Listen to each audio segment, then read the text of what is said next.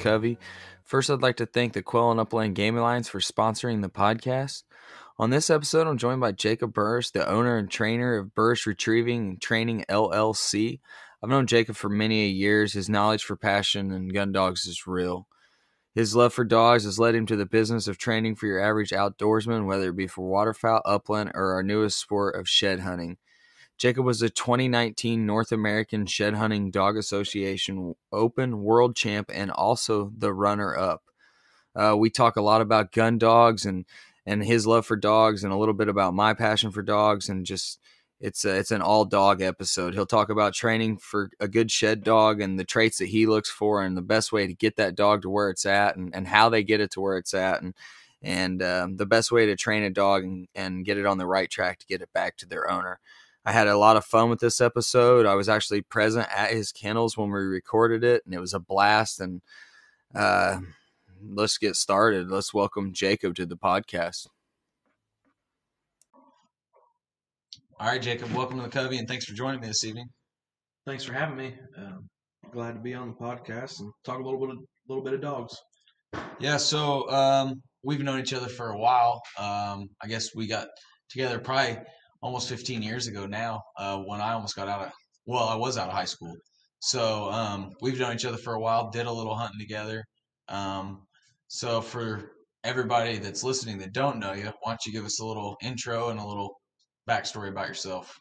Well, my name is Jacob Burris, and I'm from Linton, Indiana, located in the southwest part of the state in Greene County, and I'm the owner and trainer here at Jacob's Retiever Training LLC, where we offer board and training along with individual training sessions, and we cover a wide variety of training for the average dog owner, including basic obedience, gun dog training, and probably the fastest growing dog sport would be the shed antler training, and that's kind of what I've gotten into here recently.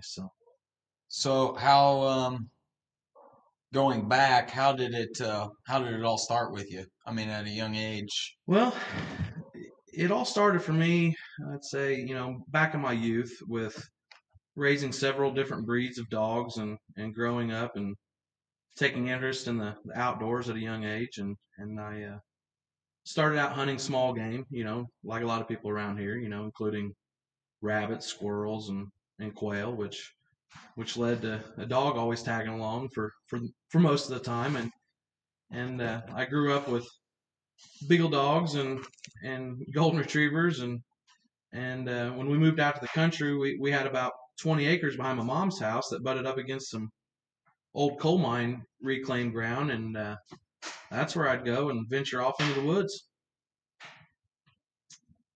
Taking your dog with you, and yeah, we would just kind of venture around and just do whatever, and we had a few coveys, behind the house in the mid '90s, and before they became hard to get on, Right. And I'd chase them around and stumble on a covey from time to time with a dog, and that's where it really all began for me. I really didn't know what I was doing, but I got out there and just learned, and I figured out at an early age, if I was going to use a dog, I needed it to stay out in front of me and but at the same time hunt close enough to get a shot, because I can remember the first times those coveys jumped, and I was just blown away by how quick the quail would get up and be gone, and yeah, it just so shocked you. Yeah. And but at the same time, it was just a learning experience altogether. It was pretty nice. We would we'd walk around and kind of hunt for whatever, right. It was pretty much anything was game back then, and but I had some experiences with some dogs at an early age, that kind of set me up to learn the hard way, I guess, but wouldn't want it any other way. But we I think my first retriever, it was a golden retriever, and he'd stay at your heels, and not get out in front, and I was always trying different things to get him out front and start hunting and stay hunting and whatnot. And it was frustrating, to say the least. But it was something that I kept trying to break, and with little to no luck. I struggled, but I was fortunate enough with my next retriever to get a pup with a strong desire to retrieve and hunt, and without much training. It was just more getting them out and doing it, and I got lucky. The dog, it had a good nose, and it just kind of naturally quartered within range with me, and would consistently retrieve to hand. Which is pretty nice having a dog that does that naturally. Right. And it made things a lot more enjoyable. But I knew I had a good pup then, compared to the last dog I'd had, and was able to get into some birds and then learn a thing or two about working dogs on games. So Right. Are we talking labs or? yeah, they were golden retrievers. They were. Okay. That's what we started out with first, and they were just, to be honest with you, they were pets. Yeah. That, like I said, just kind of tagged along, and it just kind of happened. Right. Right. And, So from there, at a young age, you knew that, you kind of knew what you wanted a dog to do for you, and what you kind of was expecting, I guess, Yeah. of the dog to do for yeah, you. and I knew what I didn't want it to not do. I Right. guess you'd say, like, I guess with that first lab, I can remember, just being out in the yard and just playing simple fetch with it, and I guess then it was kind of where I learned the difference between tricking a dog and forcing a dog, and that dog, it'd go out there and it'd pick it up and it'd run off and run by you and stuff, and I'd get frustrated and yell at the dog, and with no luck, and I tried forcing it, and the more I'd force it, the less success I had, I guess you'd say, and then with the next dog I had, and we're talking, man, I was probably 9, 10 years old, I guess, when this all kind of came about. Uh, but like I said, the next dog I had, I can remember, throwing the ball out there and the dog going and getting it, and it picked it up and it kind of looked at me, and I was thinking, I don't want to yell at it because last time I tried to force the dog back to me and try to show it's who's boss, it didn't work out. So I just turned around and took off running from it. And here come the dog with the ball, and chasing me. So I turned around and kind of tricked it into getting the ball, from it, and we did it again, and we just kind of created that natural habit. That's and awesome. and it's funny because nowadays, that's something I still do. Yeah. When I first get a dog and I'm trying to bring that retrieve drive out in the dog, which of course now I've got them on a big check cord and whatnot, so they can't get too far away. But But you still bring in that, yeah, that tactic or that you that, thought of when you were 9 or 10 years old. that whole tricking method, and it's something that I still use till this day, and it's important, because you want it to be fun, especially for that young age, of a dog. So they have a lot more fun when they're being tricked into something, I guess, than to be forced into it. So, but that So getting when did it with the dogs? When did it get more serious or click? I guess when did it really? Well, to jump ahead, I guess you'd say, because I had several dogs after those two golden retrievers I was talking about, hound dogs, several different breeds, and I always had interest in obedience and steadying a dog up and just having good behavioral characteristics, in a dog, and I was always, kind of drawn to that. But jumping ahead to where things really got more formal for me, it really started, shortly after graduating college. I moved back home and really wasn't settled back in, and I think I was 21, 22 years old, and I wanted to still, venture out and travel a little bit and see a few things, and one of my buddies that I met while I was in college, Dustin Campbell, he lived down south in the northern part of Alabama and worked for a WMA in Decatur, Alabama, called Swan Creek. And he was an aide to a biologist, and he asked me if I, wanted a seasonal job and working through the summer and help get the management area, and he'd always talk duck hunting. When we were at school, I always thought, man, this guy's crazy. It was more traditional to them, Right. and Probably more like deer hunting here. exactly. Yeah. And so it was always kind of a joke to me, until my first hunt that I went with him, and it was pretty neat. But I figured why not move down there, and give it a shot. I had nothing better to do, man. Yeah. I wanted Yeah.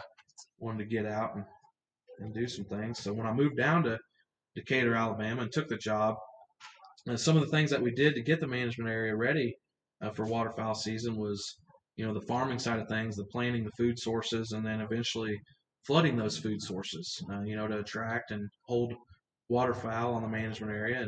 And it was a public management area that, there was several people that hunted it, and they draw for permanent blinds that would stay out there the whole year and whatnot. But it was pretty neat. But what started as a seasonal job ended up turning into a full-time aide position, to where I ended up staying down, south for a few years, and lived in a fifth wheel camper on the management area. And I was there every day, and just grasped it all, in a few short years. And but it was an awesome experience, and I had a great time. And I was fortunate enough to be around, some good waterfowl hunters, and even better dog handlers and trainers who, in my opinion, who had been around the duck dog game for years. And the dog training and handling was what I was most drawn to, being that, you have a good dog on the hunt, man, that could make it way more enjoyable. And it was just neat. It was awesome to have a good dog out there taking care of business. But and I was able to learn the traditional water dog training methods that from those that were handling these trained dogs. And I started applying that to what I was working with my own, and some of my friends' dogs from back at home. And then I got more serious about waterfowl hunting, and about gave up every other type of hunting that I grew up doing, like deer hunting and such, and just got ate up with it, man, like most do. Yeah. Yeah. And I started hunting with some of the more serious waterfowlers down south, and was introduced to a few trainers in the area, named Tim Camp, Chase Camp, Jeremiah Shackelford, who were, they ran the Elk River Retrievers, and they were top notch in my book, and good people. They were their methods and stuff that they used was very traditional and solid. And you know, I really liked what they did, their product, or their process, I guess you'd say. But I'd been around a few of their clients' dogs in the field, and was highly impressed with the work they'd done. And I went on a few hunts with my buddy Dustin Campbell, and to where Chase came along. And I can remember the first hunt where he brought his dog Boss, and watching it work over a few days. And man, that was pretty neat. It was on a whole nother level.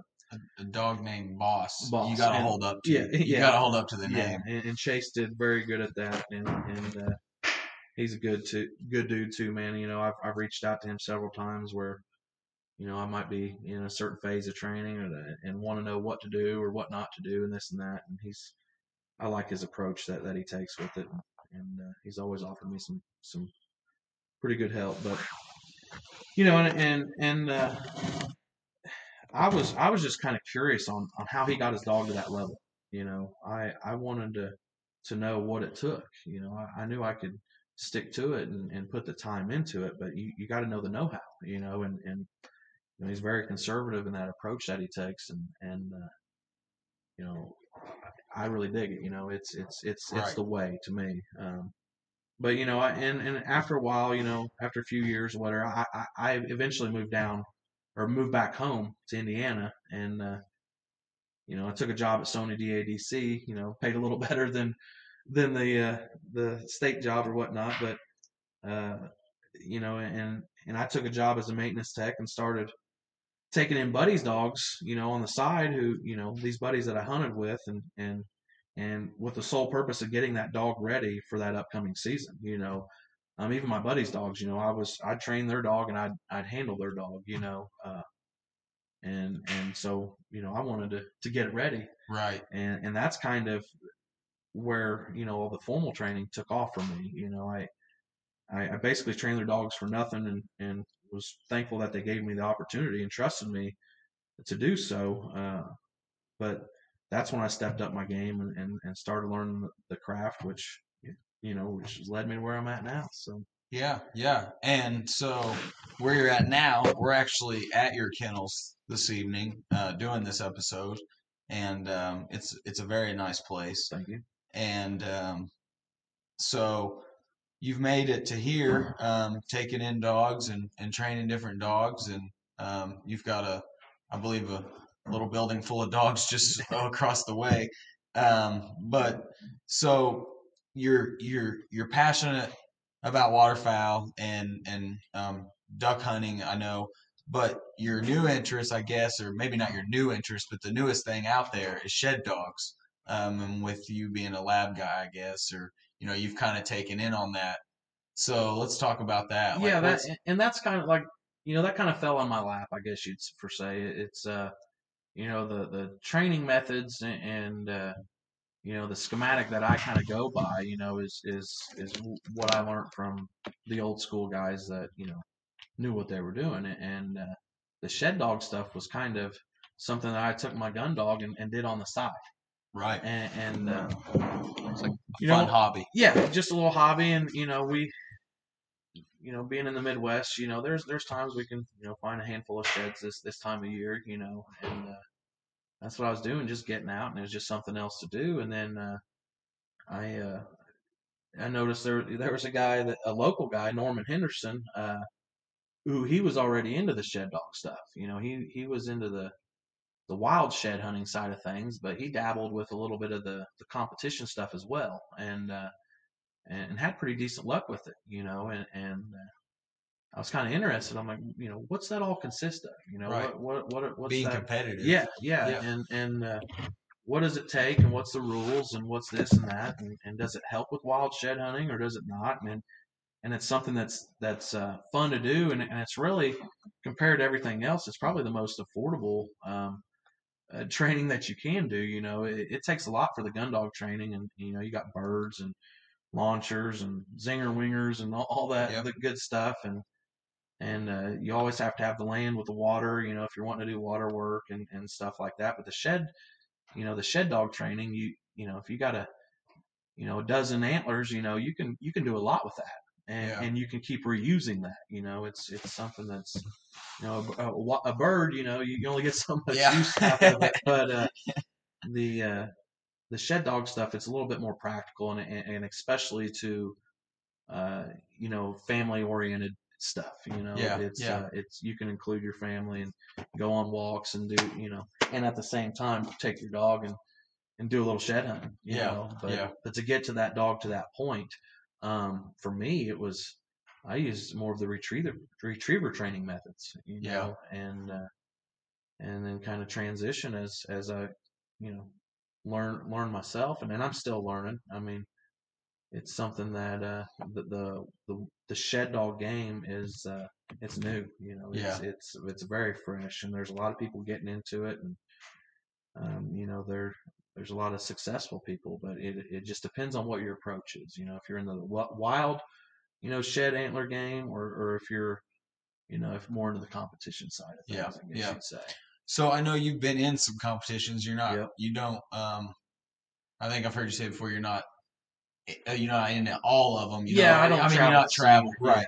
But I'm not familiar with it. So can we get just a little? I guess just a little basics about it. I mean, how does it And I'm work? not really the greatest on the rules either. Like I said, I don't think I've ran since 2019 now, but and even then, I just do enough to qualify for the world championship and try to compete there, I guess you'd say. Right. Right. But the some of the stuff that goes on at these hunt tests or competitions or whatever it's turned into now, I guess you'd say, is it's the course is marked off, and it's about the size of a football field, and you've got your about 15 minutes, I think it is, to find 5 antlers in the UKC, and I believe 6 antlers for NASHTA, North American Shed Hunting Dog Association. But you've got 15 minutes to find these planted antlers that are placed within the course, a marked course, and the dog has to hunt and find the antler, and then when they find the antler, the judge calls fine. The handler has to stay in that position; he can't move, and then the dog has to retrieve that antler back to hand. Okay. And that's kind of the standard, I guess you would say. Yeah. And so it's just kind of scored then? Well, there's the pass-fail side of things, and then what everything's kind of going to now, just like with the coon dog stuff and all that, man, it's turning into a speed game. Yeah. And that's what most people are going for. Yeah. See, and that's how the dog trials that I go to, which I've not been to many, National Shoot to Retrieve, but the UFTA, United Field Trialers Association, that's the way it is. And I mean, you're in a small field, they plant 3 birds, and it's the fastest to find those 3 birds was shot and retrieved with the least amount of shots. You know what I mean? So, it's definitely a speed game. Yeah, and it takes a good dog to do that consistently, but then at the same time, for me, the most important thing is how well does the dog cover the area and not leaving sheds behind, and how fast can he do that? To me, that's the most important. I think, there's dogs that can get lucky, a few times here and there and put up some burner times, but at the same time, the methods that they use wouldn't really work out in the wild, I guess you would say. Right. The wild shed hunting, you don't want to leave anything behind. You want to cover those areas. Scent discrimination is tough. You're covering ground just like a guy would if he was hunting pheasants. Yeah, and with the birds, they move. They get up and depending on whether you're pheasant hunting or you're quail hunting, they react different, which all about that, but. With the shed, man, that thing, it's sitting there.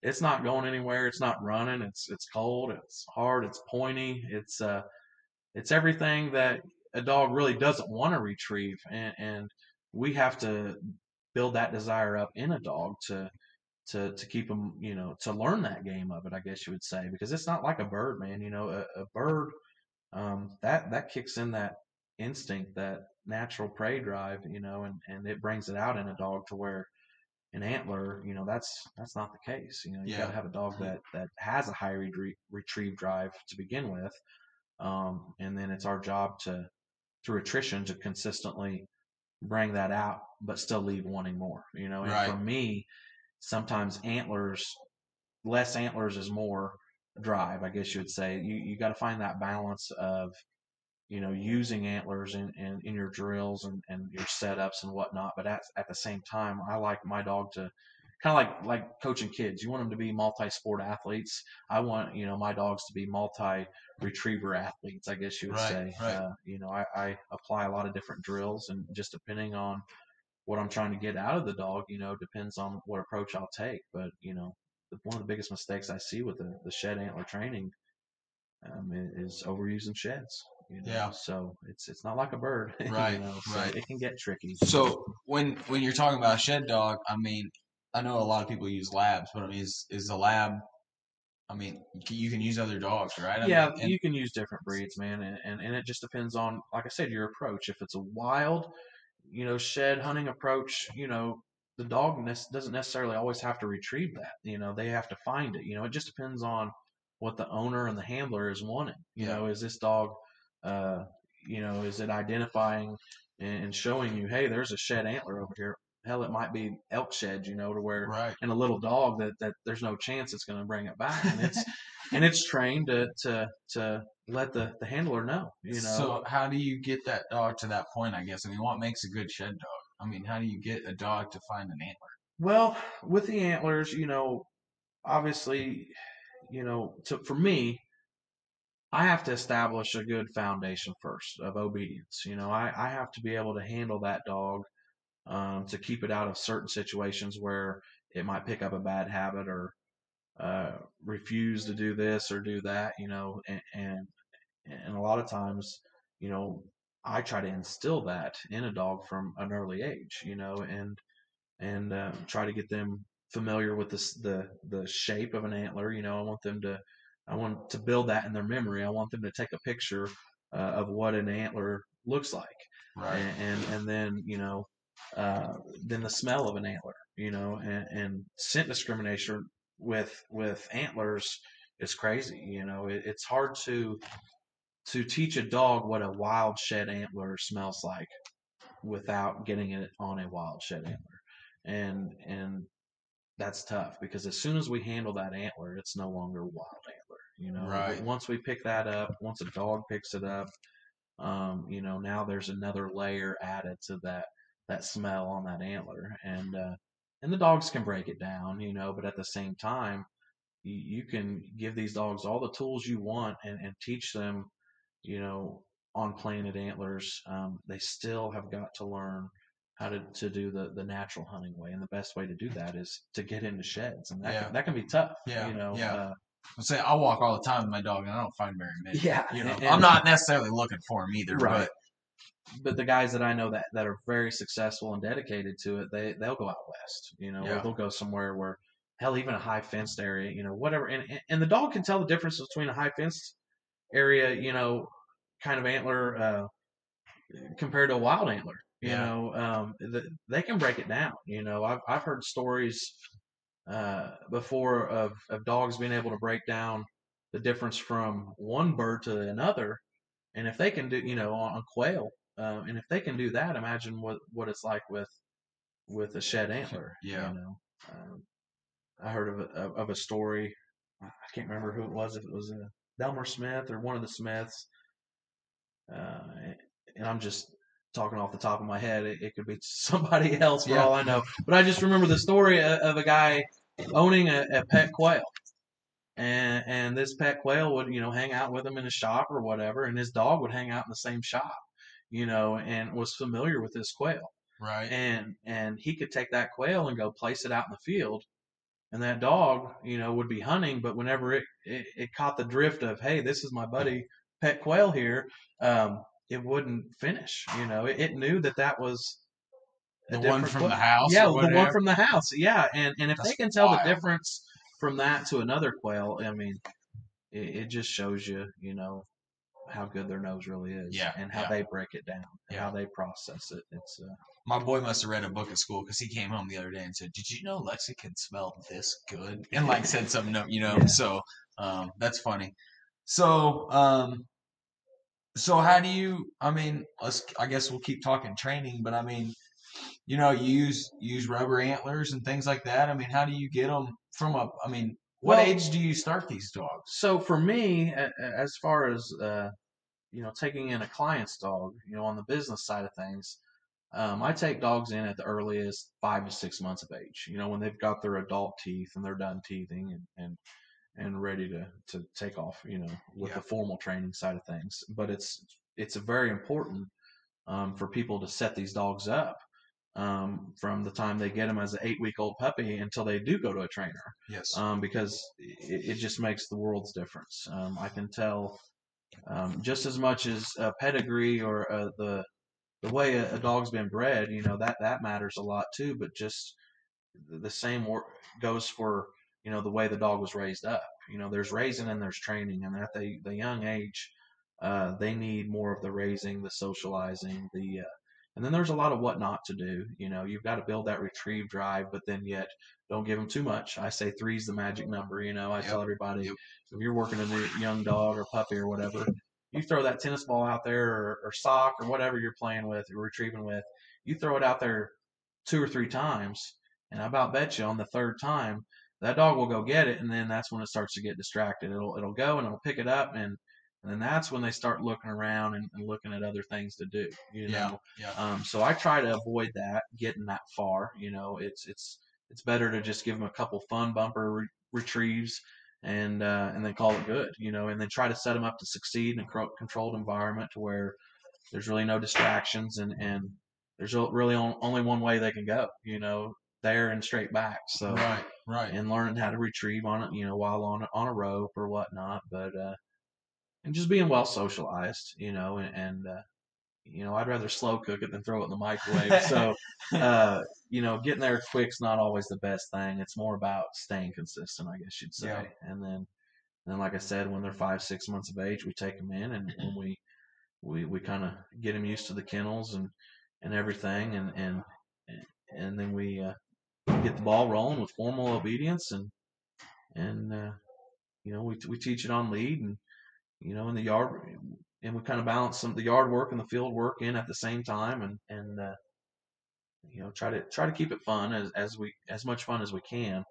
But I mean, you've got to have the obedience on these dogs, to be able to handle them out in the field, and it's like this. And we're talking all dogs. Yeah, we're all talking dogs. upland hunting, Yes. shed dogs, waterfowl dogs. I mean, Yeah, you're talking anything. And it's and you'll see this. You could have a very highly trained dog out in the field, and then you take it hunting for the first time. That's still that dog's first hunt.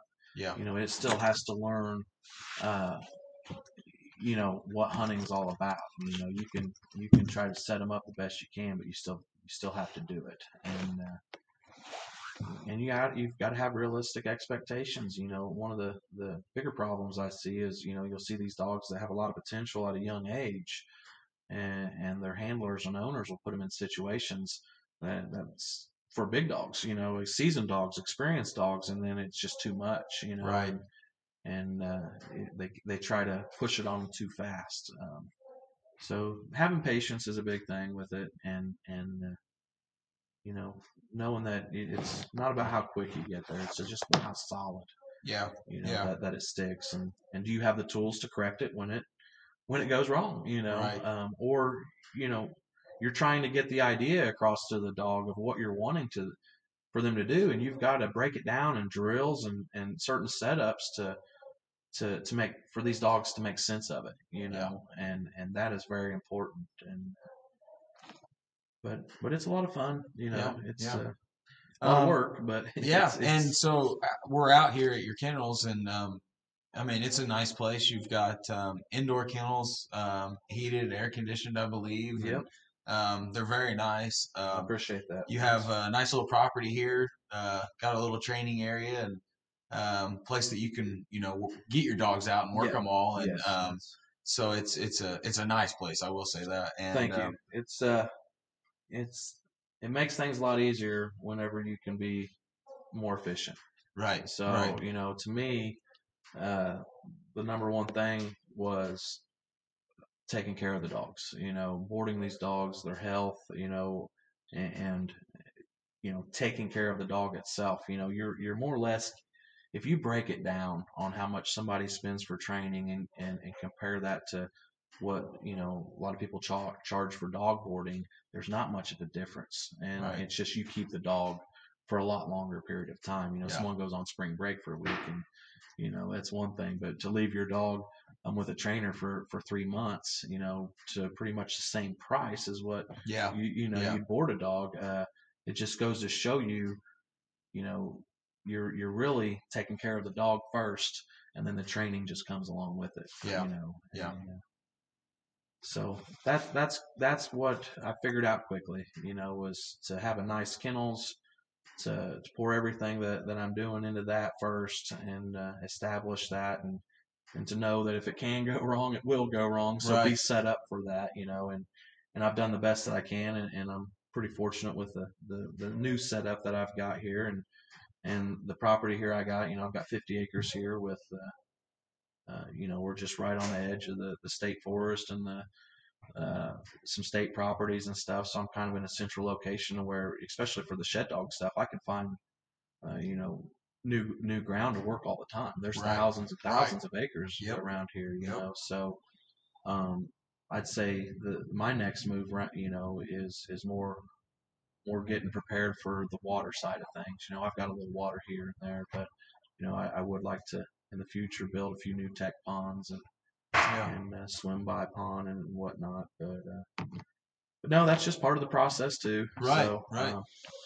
So, I guess talking these shed dogs, I mean, labs are more or less I guess what everybody's using, correct? I mean, that's your top dog, I guess. Yeah, when that's you're talking the lab, when you're talking sheds. Yeah, that's the majority of it. There's different breeds and whatnot, but so are we? I guess Are people breeding for these dogs? I mean, are they? Well, For where I'm coming from on bird dogs, I mean, right, obviously it's been around, but we're breeding for dogs for trials and things. So, is right. that where you're coming at now for this, or is it more since it's so new? You're starting to see that. There's so many variables when it comes to breeding, and in my opinion, uh, it should be more selective, I guess you would say, for traits and what people are looking for, and what complements the other dog that they're wanting to breed to, with those traits. I'm more into that than I am, the number game on this, the times that they're running in these trials or hunt Right. tests or whatever you want to call them. But it's kind of going that direction. Yeah. You see it with everything though. The coon dog, and then like your upland trial stuff. Yep.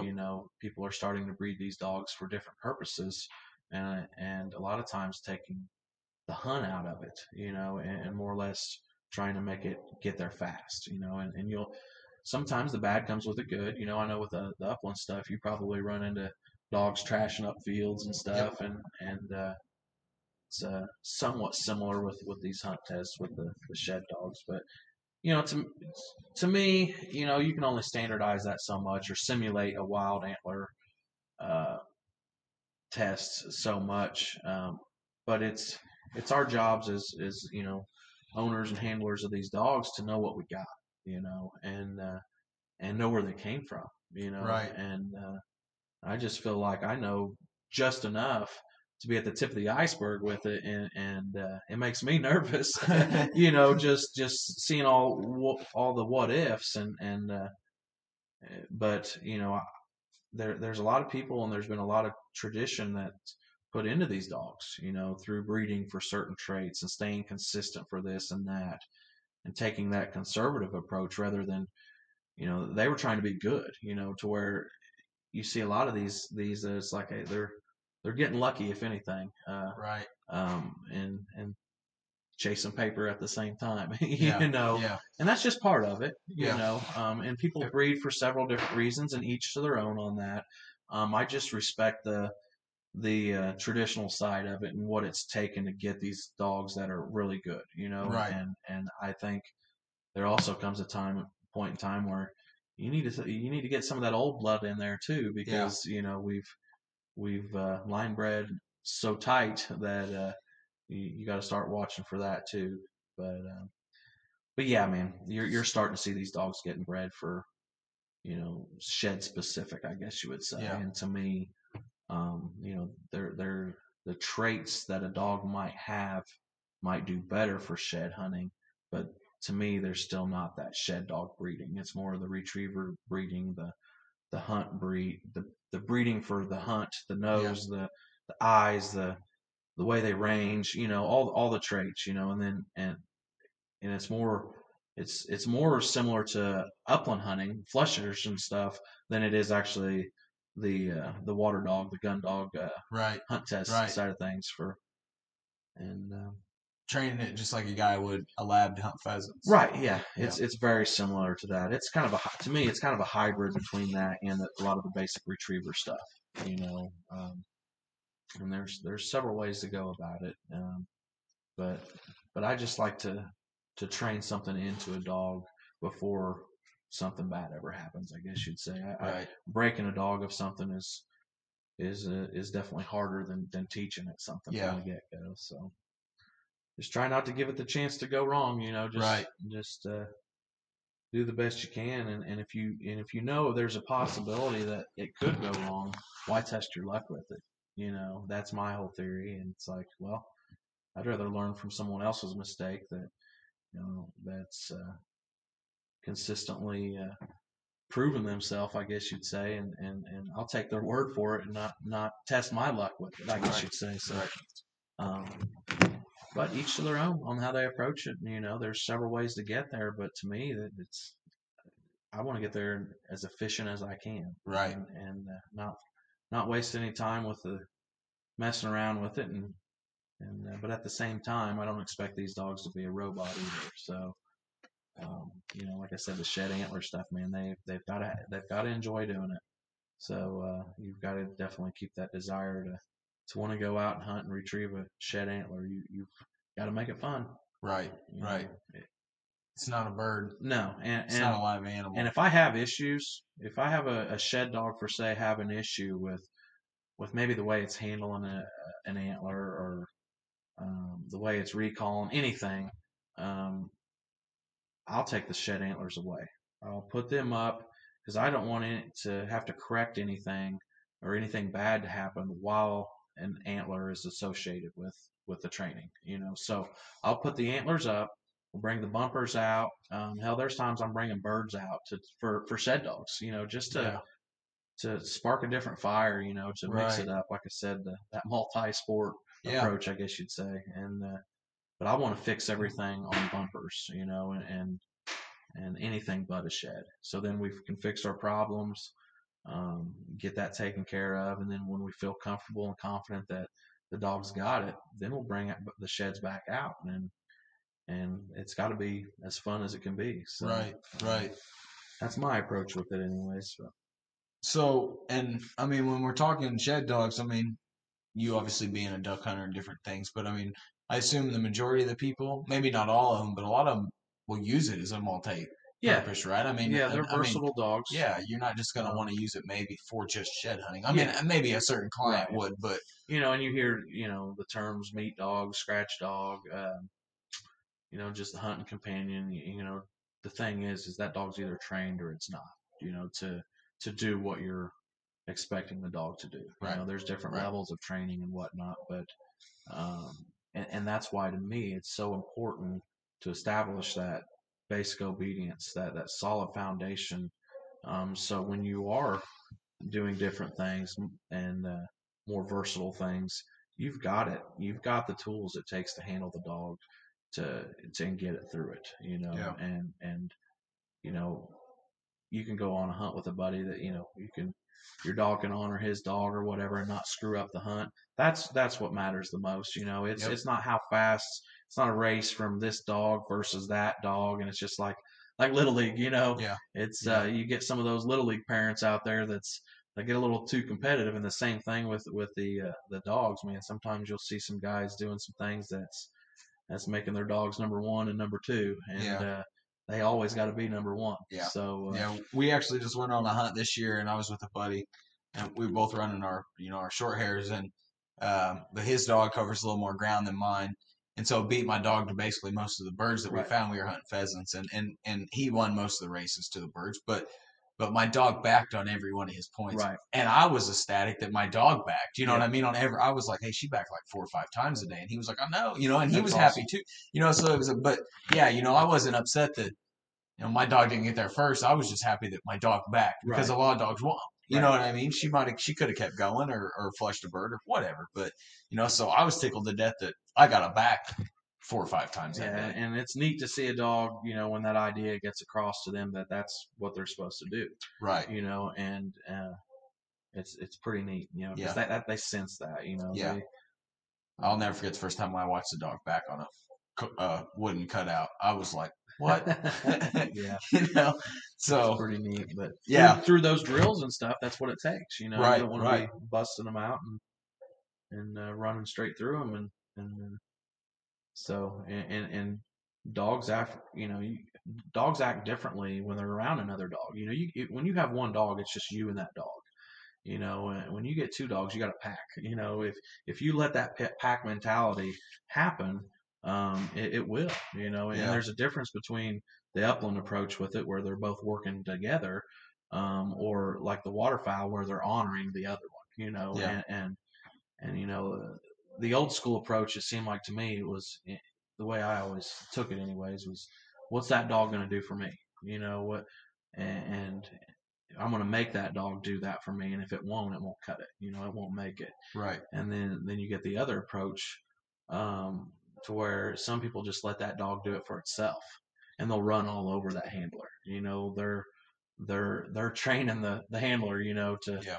to let it to get away with whatever. My approach is to work together. Yeah. What are we 100%. going to do together? Yep. And that's that's pretty neat when it clicks, and Yep. you can tell that dog is paying attention to you, but still doing its own thing, Yep. and you're able to kind of pay attention to other things and still, you know, pay attention to it Yeah. too. You Yeah. know, I remember my dad telling me at a young age that, you and that dog got to work together, and it's got to realize that it's going to find the birds, but you're the one that's going to put Yep. the bird down. So then it's got to know that, you're a team. And Yep. so and it is, like you said, it's fun when it clicks, And that's the hunting dogs stuff. Yes, You yes. I know, mean, that's that's the to me that's the good stuff. You know, and for those that miss out on that, you know, that are dog people, man, I wish they could get a little bit of taste of right, that, because to me that's what it's all about. right. You know, and it's neat when that dog knows it needs to do this to work with you. You know, and Yeah, you see it. yeah, You know, I've had beagle dogs, rabbit dogs that would do that. You yeah, know, and they started picking up a few things to on when they're bringing it back, and how to cut it off or do whatever, and right. at certain points in time. But no, it's just It's it's crazy neat what they'll do. what they can sense and what Yeah, they can do, and that yeah, to me that's what needs to be bred into these dogs. You know, a trained dog, a fully finished trained dog can be dangerous for breeding purposes, because people just see the final product. You know, they don't know what it took to get that dog there. yep, Um, that kind of mask the natural traits. You know, yes, for somebody that has trained dogs, or trained that specific dog or whatever, a finished dog, they know what it took, and they know the natural traits that it had, or the tendencies, or they know all the good stuff to look for when it comes to breeding. And in my opinion, that's why they should leave the breeding up to the breeders, or at least be more selective with their breeding. yeah, Reach out to those that know this stuff, and or have trained your dogs, or this and that. There's got to be some kind of communication on that level, rather than just breeding a dog because it won this or won that, right, and right. go off of that, go off the traits, go off of what made that dog, and what will complement that, or what you're trying to go for. So, Yeah. but Well, I know we're gonna have to get these dogs out sometime and go do some pheasant hunting. yeah, I'd like to hunt over them. I've yeah, only hunted over. Well, I've hunted over labs just once, but maybe twice. But never really been around them in the fields, and didn't really even know that they was a big deal until we went out South Dakota for my first time. And you're driving down the interstate, and everybody's hunting with labs for the yeah, most part, because they all duck hunt of a morning and pheasant hunt of an or afternoon. But yeah, and I was like, what the heck? I'm thinking, it's gonna be nothing but pointers and short right. hairs and And the way a setters and pheasant runs yeah, on you and yeah, stuff, yeah. I mean, it's those dogs, like you were talking, when those birds start running or trying to move on you, and you got a good seasoned dog that knows how to circle and get and yep, cut it off, and hold it there for you, or flush it back towards you or yep, something, um, it's neat. And you can take just the basic retriever skills. You see the dog getting birdie or working it or whatever, and you need to reposition or whatever. And if you've got that dog uh, trained to whistle sit, remote whistle sit, you can pop them on the whistle and get repositioned and let them go, and yeah, it is pretty neat. It's not like a true, even the pointing labs, they're not like a true pointer, right, but at the same time, I've always been familiar with the flushing style more than I have the yeah, pointers, like yeah, yourself. yeah, I see you work your dogs and stuff, and that's all the stuff that's more new to me, I guess you would yeah. say, and what I need to learn more of. But it's neat, Dude, it's so much fun. it is. I love it. It's so much fun to watch. And that's what's different for me is, which I know. I mean, all your dogs are, natural retrievers, and I mean, short hairs are natural retrievers. I mean, from a young age, I got Right. them retrieving, but it's so odd to me coming from the bird dog side, because I can bring my dog home at 6 weeks, 8 weeks, whatever. I can put a little quail wing on a fishing pole and ultralight and stick it out there, and that dog's going to lock up. Now, I may, like you said, with the tennis ball, only do it a few times because they'll lose interest. But the first time you put it out there, it's interested in it, and it's all sight. But it locks up. It Yeah. knows to lock up, and then that's when it's just like, this is awesome. Yeah. And so that's why it's neat for me, I guess, from what you've got to do to put into these dogs to get them to where they're going to be. Right. I mean, they're obviously natural retrievers. You can take Right. this dog and take him out duck hunting, and he's going to retrieve. But the time that you put into him for as far as the obedience training and the handling, but then to teach him how to, I guess, find the shed and bring it back to you. Apply that. Yeah. And it is different, you know. And I guess the neat thing about the shed antler stuff is it's you know, it is more family oriented, like I said, but it's something that people get there in so many different ways. You know, it's but you have to have a dog that has that hunt and retrieve drive. You know, so often I see people praising a dog to pick an antler up when they're not picking it up or to bring it back, and what they're actually doing is praising the dog for doing something it shouldn't be doing. You know, there's different ways to get your dog there, but if we, you know, they're practicing those bad habits, and the more they do that, the more that just becomes part of that dog, and so you see a lot of dogs get stuck in some, you know, positions where they're, you know, not moving forward in their training, and I always resort back to the retriever training stuff, man. Yeah. To me, that's what I know, that's what I'm still learning. That's what gets me through, and you know, like I said, a retriever's retrieve drive is what we use to push it through the formal training. You know, that's the balance that we bring in.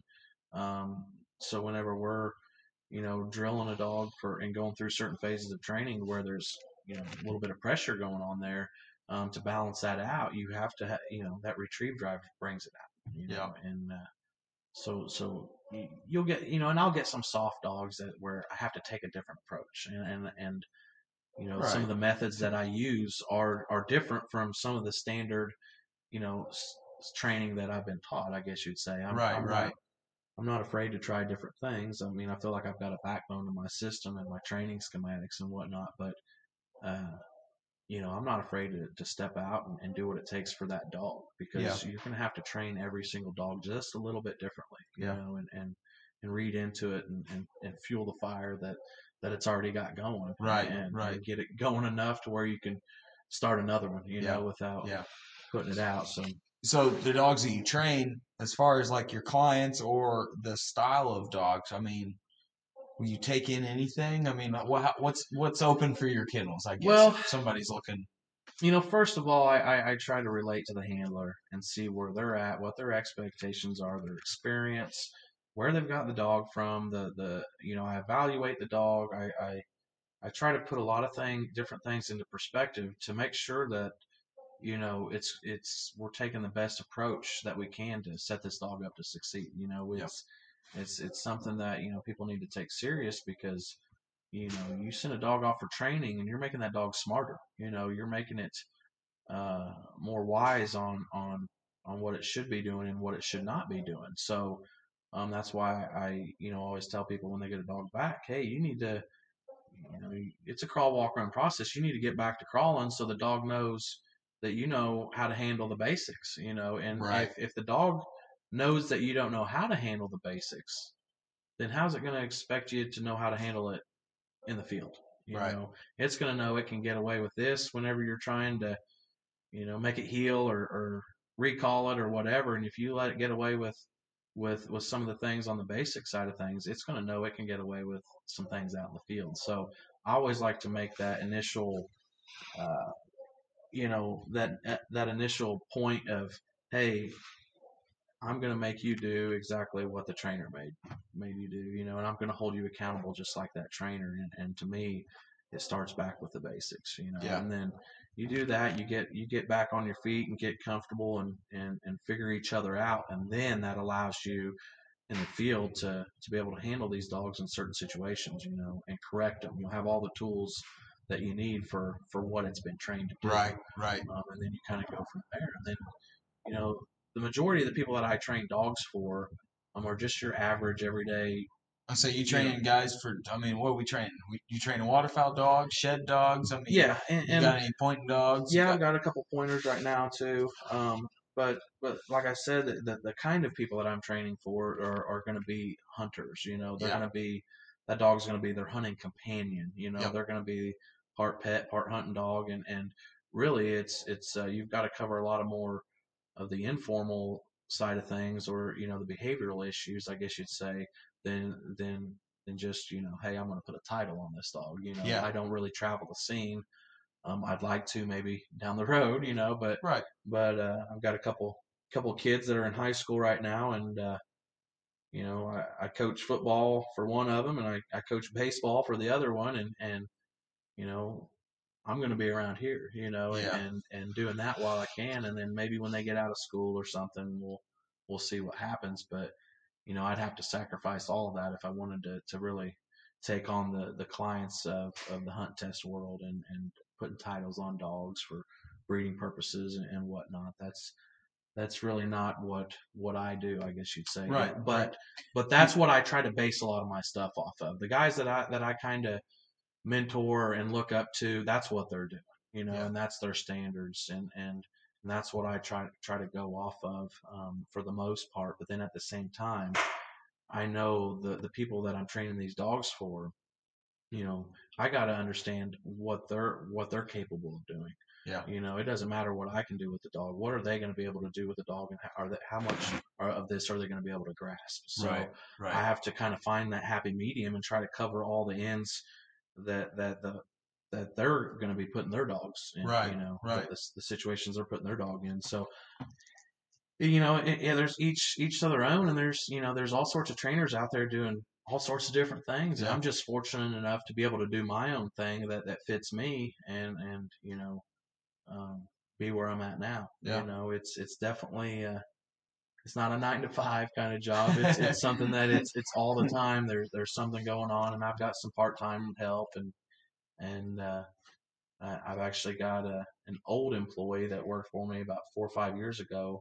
Um, she was right out of high school, and was going to college to be a vet technician and whatnot. She kind of did some part-time work with me, and she wanted to be around dogs and just kind of figure some things Right. out. Well, she's actually a vet technician now, and works 4 days a week. And I was talking to her the other day, and she's like, "Hey, I've got my Fridays off if you're needing any help." So I'm actually going to have a vet tech, around here every Friday to kind of keep up with the dogs and keep track of their health records, vaccinations, all their meds and stuff like that, the grooming, and just kind of looking over the dogs and Yeah. whatnot. Yeah. So I'm excited about that, and it's definitely Nice little addition. yeah, yeah. And then the helpers that I have, from bird boys to antler planners to kennel help, Yeah. it definitely gives me more time to train and do other things, I guess you'd say. Right. So. Right. So, if somebody wants to reach you, what's the best way to get a hold of you at Jacob's Retrieving Training? Well, I'm a pretty busy guy. You know that. And then out here at the kennels, it is an awesome place to train at, and the land is great. So it's But in good there's old Greene County. but there's no cell Yeah. service. Yeah. I mean, you know that as well as I do. So, what I normally do is I have everybody, you know, some people reach me on Facebook Messenger, or sometimes they get my number or whatnot. But really, if you're serious about possibly sending me a dog for training, best way to do it is to go about it is just send me an email at burriskennels@gmail.com, and just kind of give me a brief description of what you got, what you're looking to get out of your dog, where it's at in its training, and the age and everything, and kind of go from there, Yeah. and just give me a little rundown of what you're wanting to do, and we'll see if we can make it happen. And I tell everybody, the sooner you know something, the better, because a lot of these Right. trainers, including myself, we do a 3 month minimum, and there's times we're booked out for months ahead. So Yeah. it's a good thing to have, but at the same time, you've got to schedule ahead and get You it got to in be when you can. prepared. Yeah. Yeah. Yep. I So, understand that.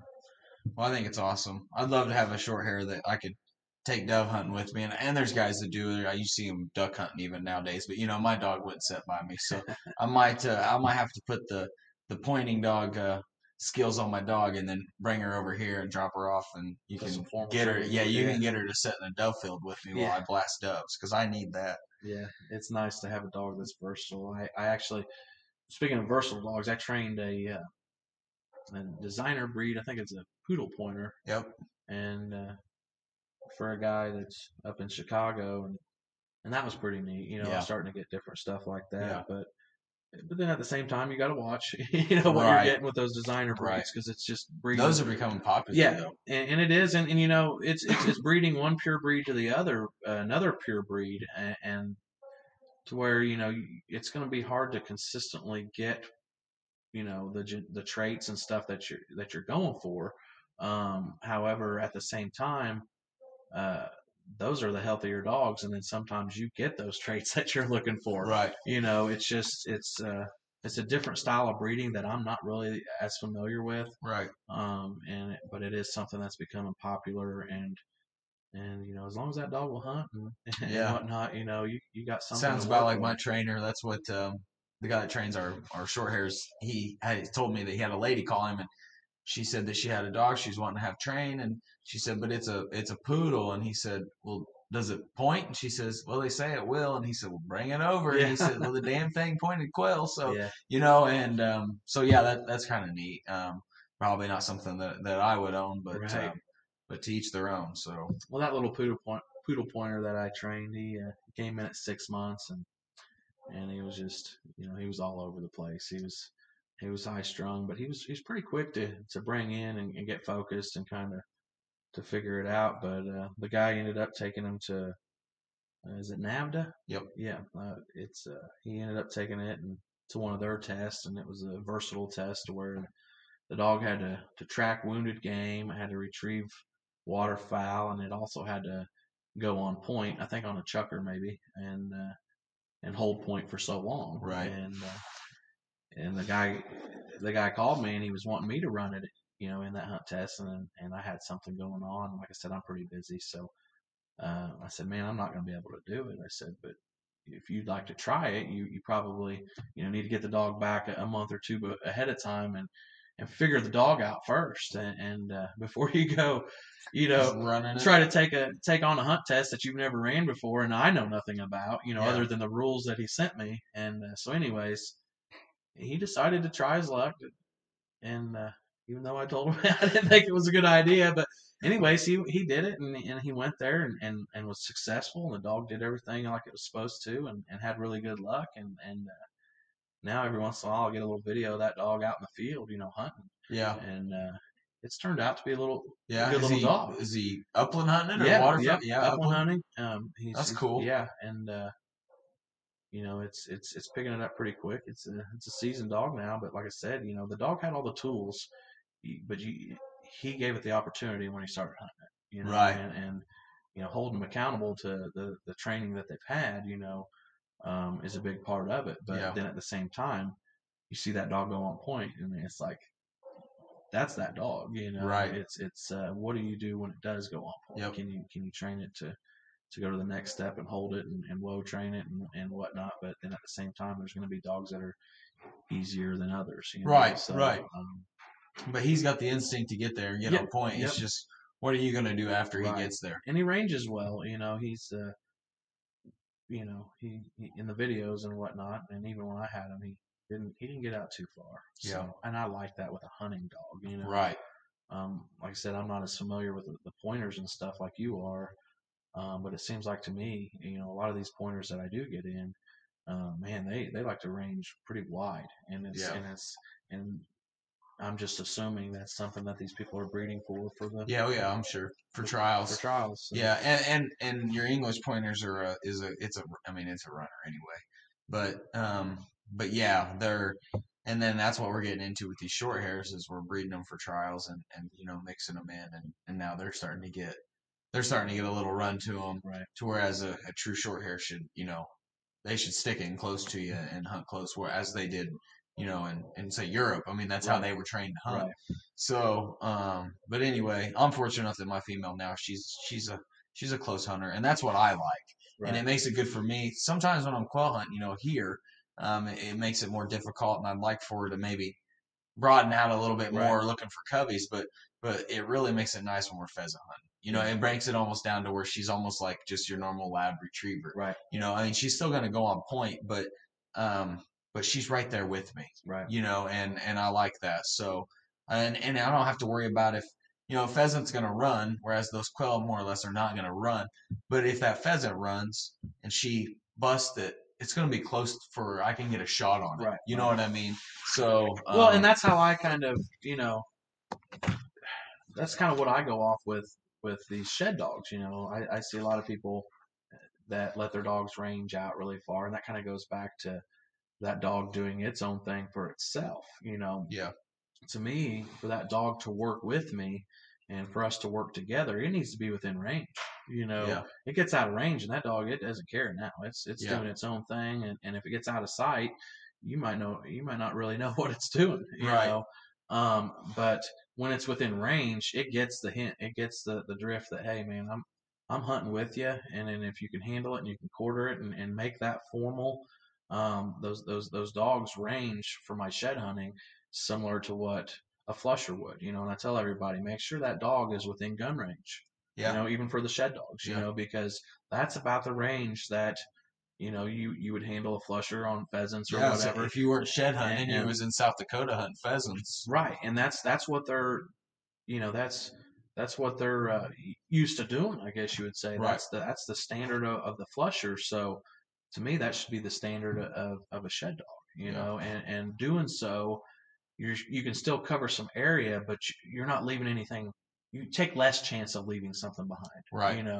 And like I said, I'm more impressed with the dogs that run efficient and still have a decent time than I am for those dogs that are running a real quick time one day and then the next, they're just running through the course. They're Yeah, not hunting the course. yeah, And to find that good balance to where that dog doesn't out hunt its nose, or outrun its nose, that's what I'm after. And but each to their own, right, and right. I just like to see the good stuff, and that all these people have put the time and effort into the breedings of these dogs that we got. I'd like to see that still instilled into the dogs Yeah, tomorrow. yeah. So Well, all right. Well, man, it's been fun talking to you this evening. yeah, Thanks for having me out here. And like I said it once, but this place is really nice. We've actually did the podcast in one of his buildings, and he's got another building here that's like I said, fully indoors, and it's heated and air conditioned, and I believe that High 99, or if you're not from here, but if a country station was playing in there for the dogs, yeah. and it's a it's a nice place, and Well, it's I appreciate that. well taken care of, and so it's been fun being out here, and I appreciate you having me out here, and I appreciate you taking time out of your evening to talk to us on here, and giving us just a little bit of, I guess, background, and also a little bit of your knowledge that you have for Oh, thank dogs. you. Yeah. So I don't know about that, but I appreciate you having me on the podcast. And like I said, thanks for coming out here and hanging out and talking dogs. And I really like what you guys are doing and with the QUGA, yep. and it's it's a good thing, Yeah, and you're bringing a lot of things. You're making people aware of multiple things, not just the upland hunting. right. And I think that's awesome. Because we're all about the outdoors, and That's right. whether That's you're a what it's hunter or about. not, man, Yeah, that's it's all about getting out and just doing enjoying something. it. Yeah, Yeah, something. I mean, whether it's I mean, like you're shed hunting now, but I mean, whether it's uh, deer hunting or turkey hunting or even fishing or you know what I mean. I mean, shoot, spring's coming. We're gonna be turkey hunting and yeah. mushroom hunting. And I think So that's what's so intriguing about the shed hunting is you're just getting out, man. There's so yeah, many ways you yeah. can approach And it. it's crazy how many people I see just on Facebook, guys I went to school with or guys from, neighboring towns, and they're just, it's them and their girlfriends or wife and their kids, you Yeah, know what I mean? And they're yeah. out. That's what they're doing for the day. So, yeah, I wish my dog would find them, but it is what it Yeah. is. I wish I could get a little more time to go find them, but I'm doing what I like to do. I'd rather train a dog to get Right. ready for it than, you know. rather than to just fully commit to the wild shed game. For me, when that dog gets that idea across to what it's supposed to be doing, and when it first clicks, it's like the first time every time kind of Yeah. thing, Yeah. and it's pretty neat. I Yeah. still get as excited now as I did when I was first, learning some of the just baby stuff. So, and like I said, I'm still learning, and you got to learn. So, I'm trying to stay in that mindset, but then yet stay consistent with what I'm doing and finding, the most efficient way that I can do it for each dog that I take in. Right. So, Right. and I appreciate all my clients that have sent me dogs, and I really appreciate the good clients that spent their time with their dog before or after, because it's not always the dog. It's what we do and the approach that we take with it, and the environment that we put them in. So Yeah. we got to take that all into mind, and that's where we start. Right. So like I said, I appreciate you having me on the podcast, and hopefully we can do it again and maybe talk some more dogs, and Yeah. and then maybe have a few pheasant stories in the Yeah, year I or two hope to so. come. That's a plan for hopefully one of these next seasons to get together and make a trip together where I can hunt over these dogs. So I'll bring one and you can bring 10, and we'll Okay. we'll make a week of it. So yeah, that Sounds would be like a a plan. blast.